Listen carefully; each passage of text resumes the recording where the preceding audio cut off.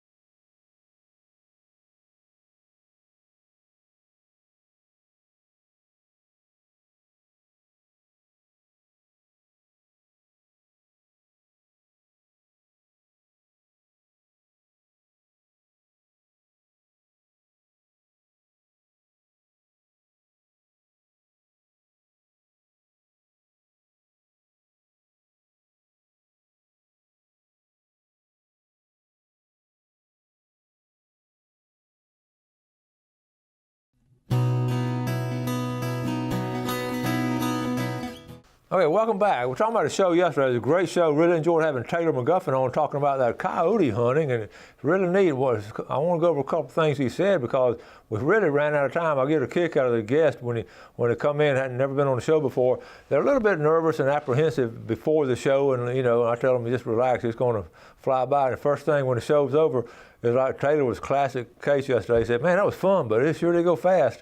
And I said, that's what happens. So a lot of times when it goes fast, we don't get to cover everything. And we're going to get Taylor to come back down when he's back home, come back over here on the show, and let's talk about some more of this stuff. But, one of the things we talked about was didn't really clear this up. He'll only stay in an area 30 to 45 minutes, and then he'll move. And that's interesting, too. And we're talking about the gun he uses, and it's a 22 225, okay? If you know, it's smaller than 243, but it's a fast bullet.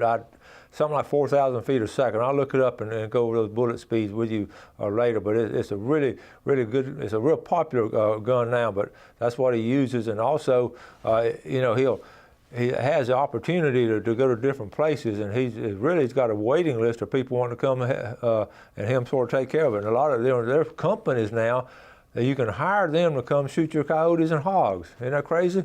But that's the way it is. So anyway, nice having them on. Okay, now let's go from hunting to kayak fishing. One of our viewers, y'all are so good about sending in some really great ideas and great feedback. And this is from Mike Merks up here in Lynn Haven. I'm going to read it to you.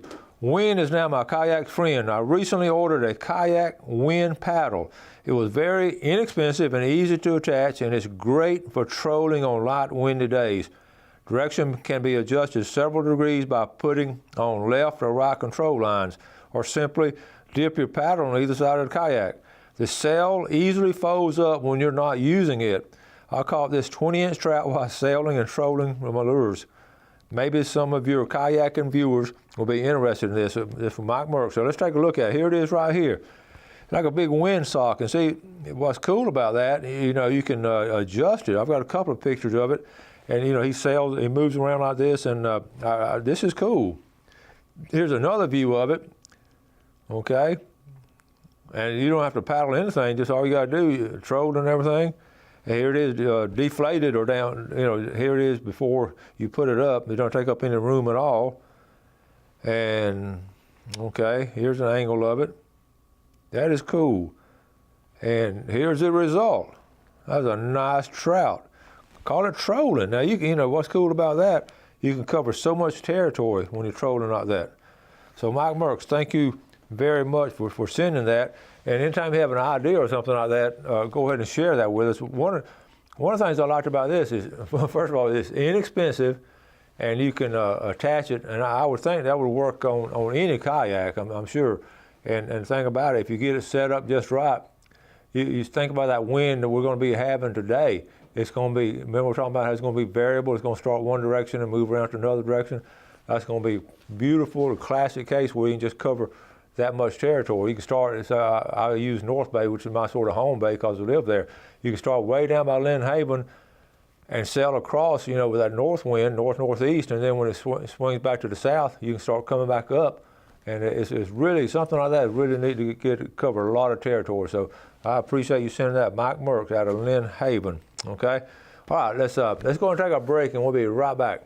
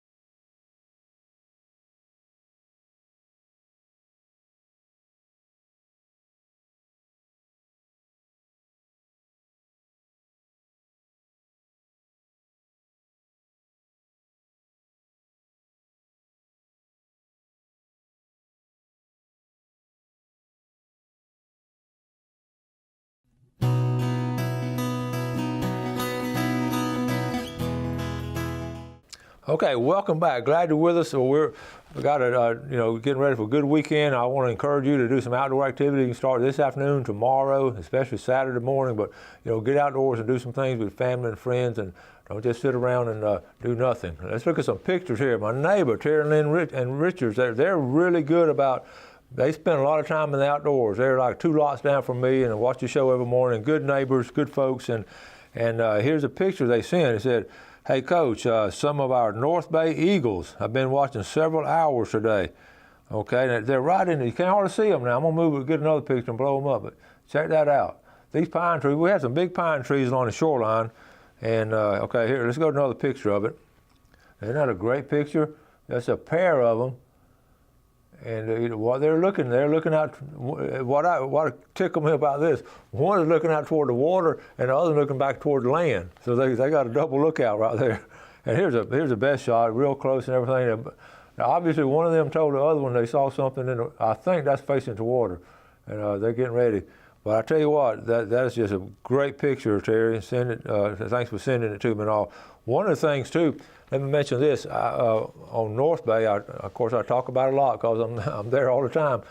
There's a lot of dolphin activity this past week, which tells me one thing: there's a lot of bait fish up in there. A lot of bait fish is moving up in all of the bay systems. East Bay, Choctaw Bay, you're getting a lot of bait that's moving into the bay system. So be aware of that. Watch the birds and watch those dolphins.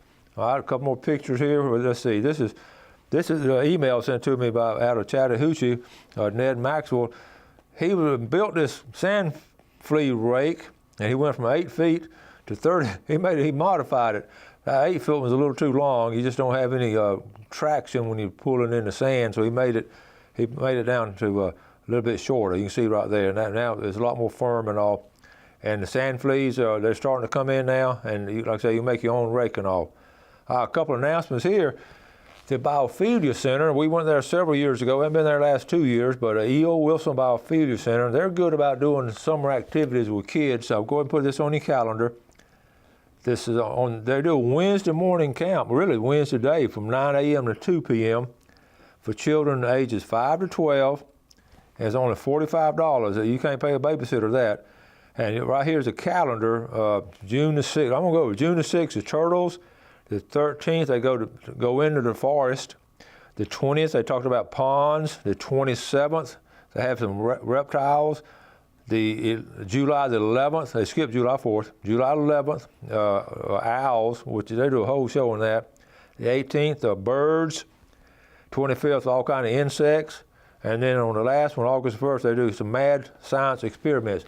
That's some cool ideas and all cool things to do with kids and all over. If you live in that area or close by, it's worth driving over there and to expose them to some of those really neat things.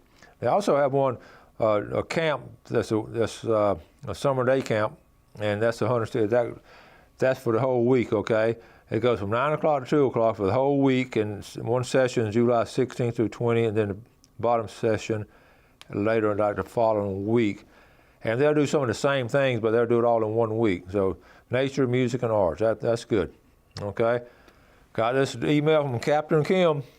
Had a great week here in Carabel out of Sea Quarters Marina to Captain Kim. Now here's proof. Check it out. Now that's some nice, like I said about these grouper, they're caught anywhere from 40, 50 feet of water, and it's grouper season there. This is Captain Tim Peterson of the Dog Island 7 Fishing and Island Express. And they got a good little business down there. And the thing about it, those grouper are going to, you got those 8 weeks to go. So I would, highly suggest you get down there if you like to catch grouper. Junior Hagler, he sent this to his buddy Dennis Graham. He said the bears are moving, they're starting. What they're doing now, they're starting to walk around. The weather's warming up. A lot of berries are out. A lot of flowers and all kind of neat things or neat food. They're sort of like a buffet. This is a cool picture to me. This is a little catfish tournament they had up there in Bristol. It's the second annual community catfish tournament of Noah, Calhoun, Everett, Staten, and it was a fundraiser and all, and they had it this past weekend. First place, I'm going to just read the weight. Freddie Askew of Leesburg, Georgia, got 31 pounds. But second place, that is one of my old hunting buddies right there, Alan Shepard. from Tallahassee, and he's really from Greensboro, but he lives in Tallahassee now. 28.5 pounds. Oh, Alan Shepard on the right there.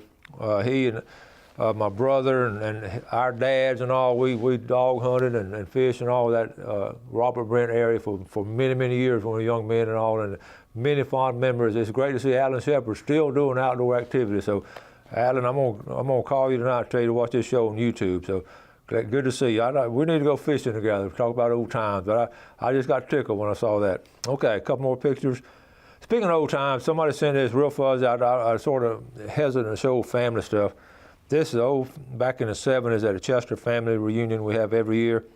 That monkey on the far right-hand corner, that's me and a gal, and then right next to us, my mom and dad.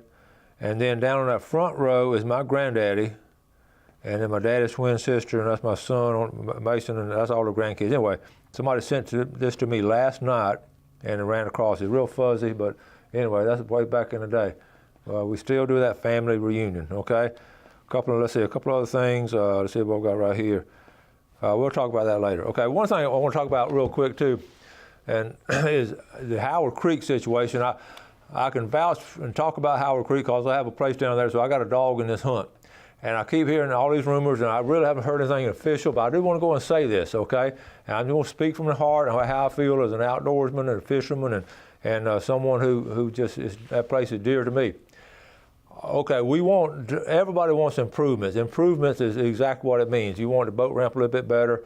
And one thing you do want now, what we don't want is modernization don't necessarily mean it's a big progress. We don't want, I've talked to people down there, we don't want everything just fixed up where we don't want to look like a Destin at all, okay? In fact, I'm going to come out with this statement. I made this up myself, but it makes a lot of sense to me and hope you understand it. The attractiveness of Howard Creek is the unattractiveness of Howard Creek. And by that I mean, you know, we got pole barns and a camper, that's what I have. We got trailers up there. It's a fish camp, okay? It's not going to be a condo place. It's not going to be a destination for all the tourists to come and stroll along the area and all that. It's a fish camp, and that's what we wanted. That's what it always has been. That's what I always wanted. Improvements, yes, by all means. Let's do some. I'm talking about obviously Gulf County is buying it or has bought it from the individuals that own it. It can be improved. We need a boat ramp that's going to be handicap accessible with floating docks, so people that have trouble, older people and people that have trouble in wheelchairs and all, they can get in and out of a boat. We need that really bad. Everybody is in favor of that. Need a good concrete ramp and all that. But as far as putting motel rooms and making a camp big old destination for tourists, we don't need that. The beauty of that area is the nature, okay? Sure, you got some areas there, and the septic tank and all, we don't need septic tanks close by. We do need a bathroom, and you're going to have one septic tank there. We need some, good block bathroom down there where people can come, after the boat trip. You got your wife and the kids and all, they got to run to the bathroom and all. We need a good, clean bathroom, and I know the county will do a great job maintaining that. But as far as making big old campsites with these big old motor homes that are coming down, we don't need that right next to the water. You make a campground up away from the water where that sewage and all that won't be close to the creek. Leave that area like a park. Make it natural, make it beautiful, make a walking trail. We don't need a playground there. There's a playground 2 blocks up, one of the nicest playgrounds you'll see. Just my feedback on it. And I know y'all watch it. We have what we call closet viewers, people that really won't admit they watch Panhandle Outdoors, but they do just see what's going on. So I want to get the word to the officials to be down there that's going to be making this decision. Improve it by all means. Make it a tourist destination?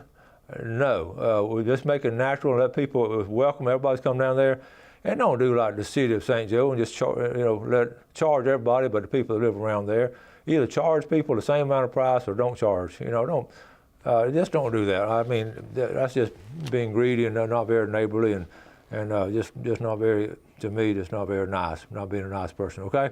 So that's my 2 cents worth on Howard Creek, on the campground and the boat ramp. We certainly want it improved, but we don't want, we don't want everybody coming down from Atlanta and all that and waiting in line and that kind of stuff. It's a fish camp. Let's take a break.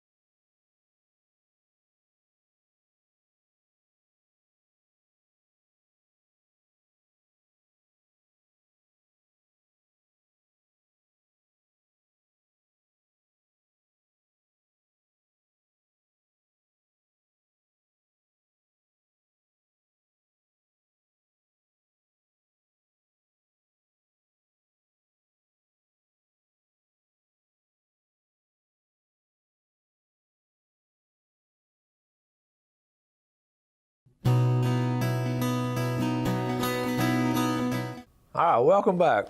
By the way, did I tell y'all that I like Howard Creek because it's a fish camp?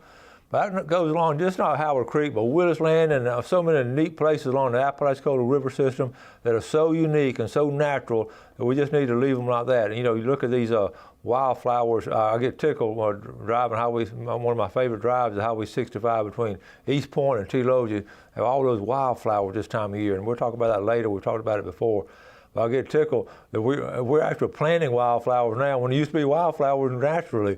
Does that tell you something right there? How man has this unique innate nature to just sort of put things their way instead of leaving it natural. So we got to keep it natural while we can. Okay, enough of that. Fishing Game Time today brought to us by Blue Water Outriggers, 10:12 to 12:12 this morning and tonight, 10:35 to 12:35. I got a picture the other day of some guys. Joe Eddie gave him some flounder recently, so that's a good sign. Okay, speaking of input from our viewers, Mike McGraw sent this, he texted this to me, a topic for your show. I've been on two friends' boats that just got a boat and installed trolling motor with a spot lock. Okay, that means it'll hold it in place. Both were going out without an anchor. You always need an anchor. Electronics fail, batteries fail. Always have a suitable anchor and rope. Otherwise, you could be bouncing off the rocks on a bridge. Good point, and I want to mention that too. Always have an anchor, and I really thought about that. You know, a lot of people just getting in a boating and they get that little spot lock, which means that trolling motor just going to hold it in a place right there. But what if that battery goes dead, or what if the wiring messes up? You're at the mercy of the wind. Okay, so always have an anchor with you. That's a great point, Mike, and I didn't know people were going out without anchors now. So. It's our responsibility to sort of help them if they're learning the business and to know about that, those safety points like that. I want to mention this. You know, we're talking about the early part of the show. We're talking about the sail on a kayak. I always get tickled when I see something like that because what that is, that's making a full circle back to where we were when we first settled this area. The first gasoline engine was in the early 1900s. But before that, 1800s and all, you know, everything was powered by sail, by the wind.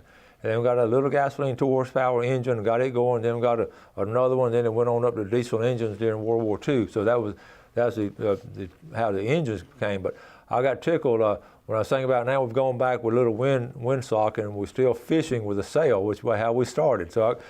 But I got thinking about last night. I may not have time to cover all of it, but one of the stories in my book is the Witherell family from Fond du Lac, Wisconsin. They came down in the 1880s and settled in St. Andrew because that was the prettiest place they found. It was their family had 4 sons and a daughter, and they were very hardworking and very ingenious, and they started some of the early boat builders were the Witherell family, and they were the first family. Roy Witherell was the first one to ever start a gasoline engine on the St. Andrew Bay system. And then when the Ware family got them an engine in their first boat for St. Andrew mail route, they got the Witherell boys to come over there and start that engine for them. They had it shipped down and all, but I got tickled about that, and I started looking at a story here, and on the, you know, I did like 1, 2, 3, 4 pages on them. And one of them built a sailboat there off Beach Drive. The total amount of money spent was $28 for the whole boat and the lumber and all. And then also at the end of Harrison Avenue, the St. Andrew Launch Supply. That's some of the families. That was a big deal for people coming in. They had to have parts for their boat. This actual dock coming straight out of Harrison Avenue into St. Andrew Bay, right there where the marina is now. This was there at the time. And they had a little rail. See where the rail, you see a little track. They could roll stuff out there and put it on. But that was a cool place, the St. Andrews Bay Launch Supply Company. Okay, and then this right here, this is Frank Witherell, and he actually moved to Montana. And then here's Roy on the other picture, or this is Dave, and he was sailed all over the place. And then this last picture here, I just think this is cool. They came back, they all moved away. I couldn't find any of their family when I was doing the book. They all ended up moving away, which was sad in a way, but I kept researching all. I found this picture of 1941 when they had a pioneer picnic, and all the original families that settled in the St. Andrew area, including Hawk Massolina and his folks and all, they all came to this Pioneer picnic, and I thought this picture right here was so cool of the family. One of the brothers wasn't in the picture, but I thought in 1941 what a cool picture. And I was doing a show down or selling books down in Apalachicola Seafood Festival, and a lady walked up to me and she said, "That's my family." And she was from Pensacola, and one of the Withers boys that ended up in Pensacola. And she was just so ecstatic and all about it. So anyway, it's funny how historically how we make the big circle, start off with sales, and then we end up all kind of motors, and here we go back to sales. Okay, hope you enjoyed today's show. I enjoyed doing it. I enjoyed doing the show by myself. I enjoy doing it with guests. So we're going to wrap it up for today. Do something good for your fellow man. You have a great day, and God bless.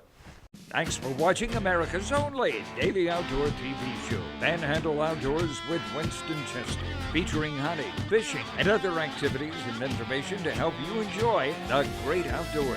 Join us next time for Panhandle Outdoors.